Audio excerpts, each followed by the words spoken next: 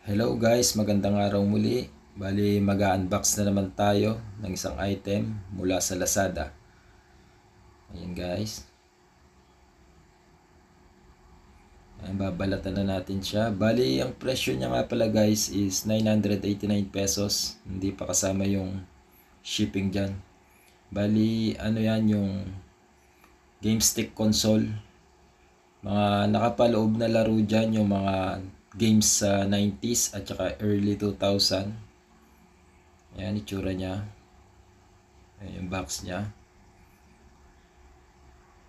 Napakamura niya guys. Yan.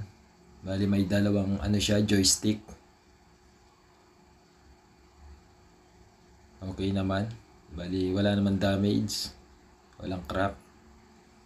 Tsaka bago talaga. And guys, bali operated siya guys ng ng dalawang AAA battery. Yan. Ito yung isa. Bali check din natin. So ayan, okay naman. Bago rin.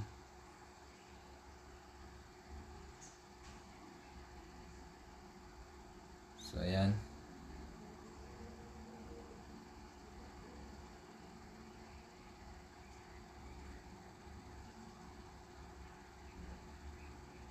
Ito nga pala yung niya, game stick or pagsasalangan ng yung pinaka nagde-drive sa kanya para sa memory niya. Ayan.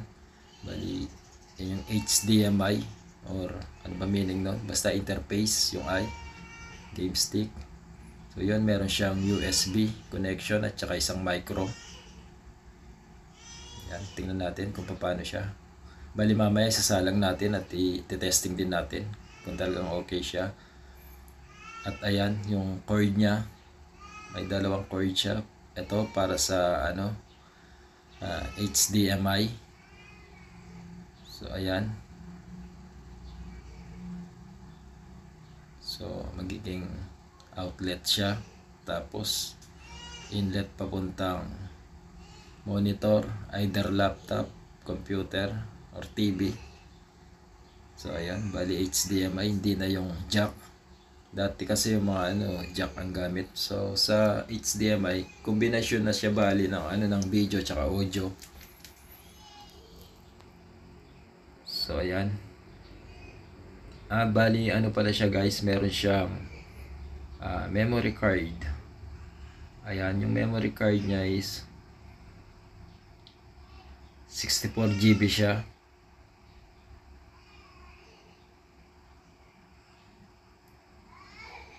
Yan, babalik ko na siya. Bali, napakasimple lang guys.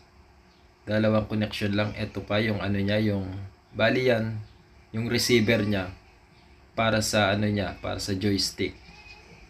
So isalang na rin natin. Tapos mamaya lalagyan ko na rin ng AAA battery yung joystick niya. Ito tong ang isang cord, bali sa siya, sa micro. Bali kukuha siya ng power guys sa sa monitor na mismo. Ayan. Sa monitor na mismo yung USB na yan. Pagsalang mo. Wala kang gamit na adapter. Sa monitor na pagkukuha na niya. At ayan yung simpleng highlights na para sa instruction Plug niya. in the wireless handle receiver, plug in the USB and HDMI extension cables. Install 2 AA batteries in each handle, turn on the switch.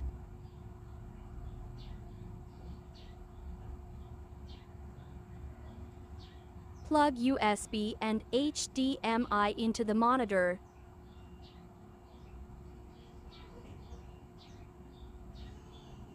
Pick up the controller and play right away.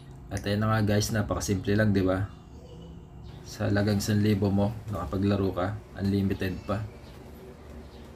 Ayan, tayo naman. So, pinasok ko na yung HDMI connection. So, sa USB naman. Yun.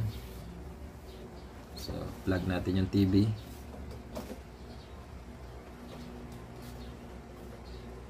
power monitor.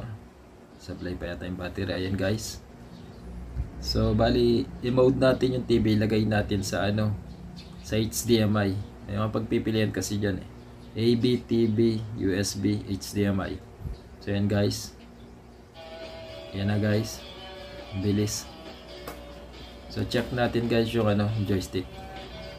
Kung sumusunod ba.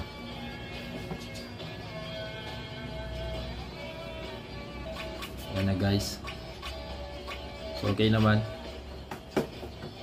So pareho na silang naka-power.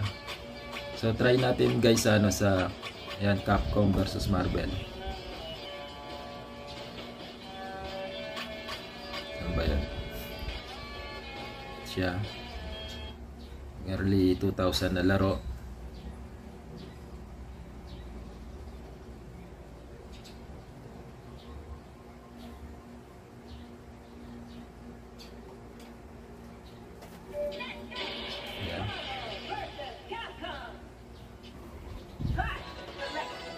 So, ang gamit ko nga palang player, pipiliin ko si Spider-Man at saka si Ryu.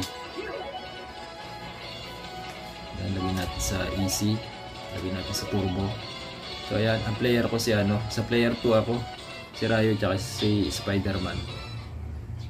Tingnan natin kung natatandaan ko pa yung moves niya. Ayan guys, binanatan natin ang yung full level bar natin, ginamit na natin kagad. Ayan, drop lang. Ayan guys, hindi siya makaporma. So pwede na tapusin yan. Ayan, isang hits na lang. So ayan, bali 2 player kami, nagkakampi rin siya. Ang isang kakampi na lang, kaya lang nadali ako dyan. Medyo kinakapa ko yung mga moves ni Spider-Man, yung mga paglambitin niya, hindi ko pa magawa. So, isang matinding banat natin para makahabol tayo. Ayun, parehasan lang guys, pero naunahan niya ako dyan. At biglang papasok si Ryu. Isang tira na lang siya kay Ryu. Ayan. Pak. Panalo tayo guys. Ayan, ganun lang kasimple. Okay guys. Bali, dyan na muna guys at sa susunod na unbox na lang.